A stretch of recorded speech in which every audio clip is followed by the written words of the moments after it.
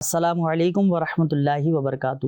آج ہے ہمارے پوڈ کاسٹ کی تیسری قسط، اور آج ہم اس پوڈ کاسٹ میں انشاءاللہ رجب کے حوالے سے مزید سنیں گے۔ رجب کے مہینے میں ایک بابرکت رات آتی ہے 27 رجب، انشاءاللہ اس سے متعلق بھی آج ہم سنیں گے، دیکھیں گے کہ اس بابرکت دن کی کیا فضیلت ہے، اور اس بابرکت مہینے میں رجب کی جو رات ہے 27 رجب، اس کے اندر کیا چیز ہمیں ایسی ملی کہ جو ہمارے مسلمانوں کے لیے فرض ہوئی۔ آج بھی ہمارے ساتھ وسیم بھائی موجود ہیں، انشاءاللہ وسیم بھائی سے مزید اس بارے میں جانیں گے۔ اللہ ہم سب کو رجب کے مہینے کی برکت عطا فرمائے۔ السلام علیکم ورحمۃ اللہ وبرکاتہ۔ وعلیکم السلام ورحمۃ اللہ وبرکاتہ۔ کیسے ہیں وسیم بھائی؟ خیریت سے ہیں؟ ٹھیک ہے الحمدللہ علی احسان۔ ماشاءاللہ ایک بار پھر آپ ہمارے ساتھ حاضر ہیں۔ تو ہمارے جو ڈیف حضرات ہیں اور نارمل بھی ہیں وہ بھی آپ کو دیکھ رہے ہیں، تو آج ہمیں رجب کے مہینے کے حوالے سے آپ ہمیں بتائیے کہ اس 27 رجب کے مہینے کی جو رات آتی ہے اس میں کیا کیا برکتیں حاصل ہوتی ہیں؟ فیضان بھائی ماشاء اللہ الکریم، یوں تو پورا ہی ماہ رجب شریف برکتوں کا، رحمتوں کا، قبولیت دعاؤں کا ذریعہ ہے۔ انہی ایام میں سے آج ہم بات کریں گے ماہ رجب شریف کی 27 تاریخ کی۔ یہ وہ رات ہے کہ جب ہمارے پیارے آقا صلی اللہ تعالیٰ علیہ وسلم آسمانوں کی سیر پر گئے، آپ نے جنت اور دوزخ کو ملاحظہ فرمایا، انبیاء اکرام کی مسجد اقصیٰ میں امامت فرمائی، جہاں آپ کا تمام انبیاء اکرام نے استقبال فرمایا۔ آپ اسی رات رب کریم عز و جل سے ہم کلام ہوئے۔ اسی رات اللہ پاک نے اپنے حبیب صلی اللہ تعالیٰ علیہ وسلم کو نمازوں کا تحفہ عطا فرمایا۔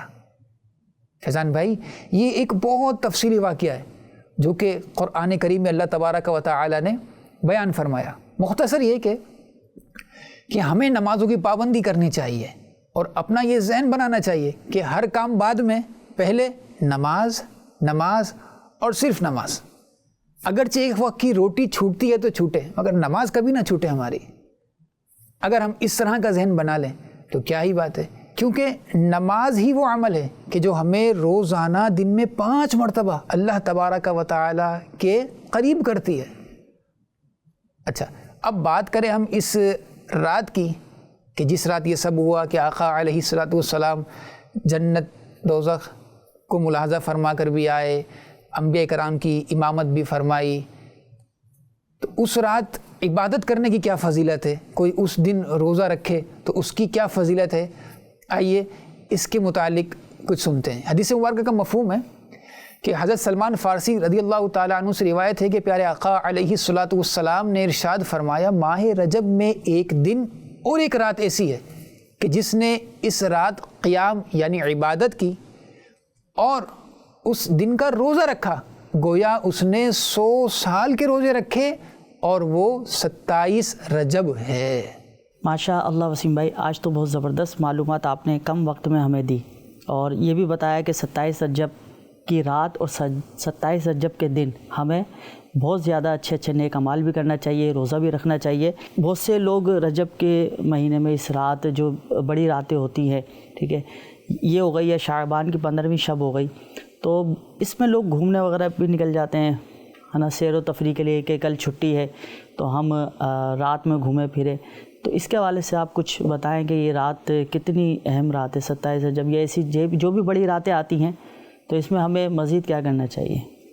دیکھیے فیضان بھائی، یہ جو بڑی راتیں ہوتی ہیں نا، یہ ہمیں اللہ تبارک و تعالیٰ کی طرف سے یوں کہہ لیجیے ایک طرح سے ایک تحفہ ملا ہوا ہوتا ہے کہ ہم ان میں عبادات و ریاضات کر کے، نیک اعمال کر کے، نوافل بجا لا کر اپنے رب تعالیٰ سے ہونے والی اب تک کی خطاؤں سے معافی کا سبب بنیں، نیک اعمال کر کے اپنے گناہوں کو معاف کروائیں، اچھی اچھی نیتیں کریں، اللہ تبارک و تعالیٰ کی بارگاہ میں ان بڑی راتوں میں گریہ وزاری کریں۔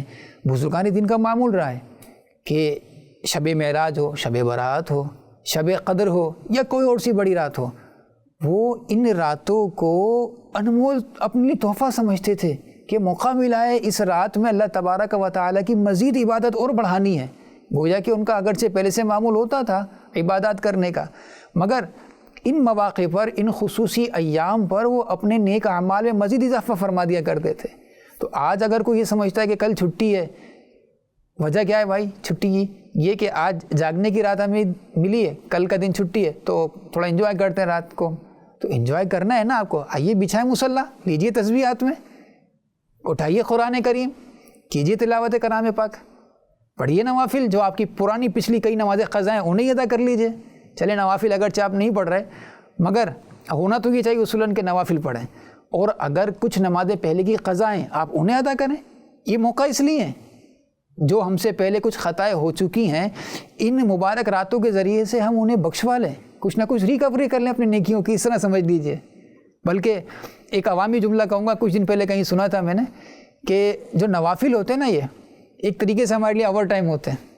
جی ہاں، جو نوافل ہوتے ہیں ایک طریقے سے ہمارے لیے اوور ٹائم ہوتا ہے. اللہ تبارک و تعالی نے 5 نمازیں پہ فرض فرمائی ہیں، ٹھیک ہے. نوافل کیا ہیں؟ یہ اوور ٹائم ہے، اور پڑھتے جائیں بھائی، اور ثواب بڑھتا جائے گا آپ کا. ہم دنیاوی ایفرٹس کرتے ہیں نا مال کے لیے کہ 8 گھنٹے ہماری ڈیوٹی، ہم کوشش کرتے ہیں 2 گھنٹے کا اوور ٹائم لگ جائے، کچھ تھوڑا پروفٹ ہو جائے گا، فائدہ ہو جائے گا کچھ مالی اعتبار سے. دنیاوی حساب سے تو ہم کرتے ہیں، نیکیوں میں کہاں کرتے ہیں بھائی؟ یہ نوافل ہیں، یہ تسبیحات ہیں، ذکر و اذکار ہیں، استغفار ہیں، یہ ہمارا نوافل. اس طرح کی جو چیزیں ہیں یہ ہمارے لیے کیا ایک طریقے سے اوور ٹائم ہے. تو جہاں ہم اپنی دنیا کو بہتر بنانے کے لیے مال کے لیے اوور ٹائم کے پیچھے بھاگتے ہیں، تو وہاں یہ بھی تو ہے نا بھائی. کوشش کریں جو بھی اس طرح کے مواقع آئیں ان کو کوشش کر کے رب تعالی عز و جل کی رضا والے کاموں میں گزارنے کی کوشش کریں.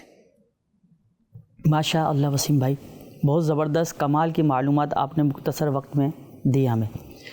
ناظرین سے اجازت چاہتے ہیں اور آئندہ کے لیے انشاءاللہ نئے پوڈ کاسٹ کے ساتھ انشاءاللہ حاضر ہوں گے. نیا جو ہمارا پوڈ کاسٹ ہوگا انشاءاللہ شعبان المعظم کے حوالے سے ہوگا، اور انشاءاللہ شعبان المعظم میں کیا کیا ہمیں عبادت کرنا چاہیے، کیا کیا ریاضتیں کرنا چاہیے، نفل روزے کتنے رکھنے چاہیے، اور اس کے اندر ایک رات بھی آتی ہے جو قبرستان جاتے ہیں لوگ، اس کے حوالے سے بھی انشاءاللہ ہم آپ کو معلومات دیں گے.